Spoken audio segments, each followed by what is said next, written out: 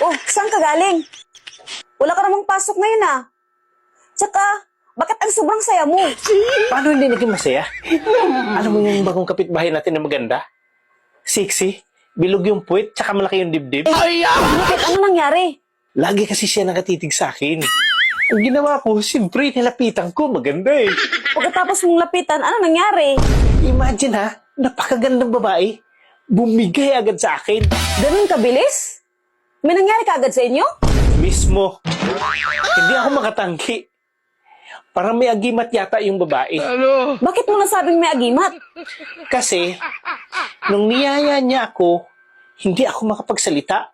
As in, parang nasipiran yung bibig ko. Bakit mo naman pinakialaman? Bakit? Sa ganda niya? Matatanggihan mo ba yun? Hala ka, kabit ng sindikato yan.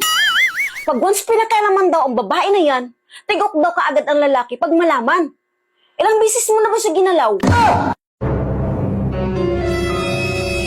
Wala pa.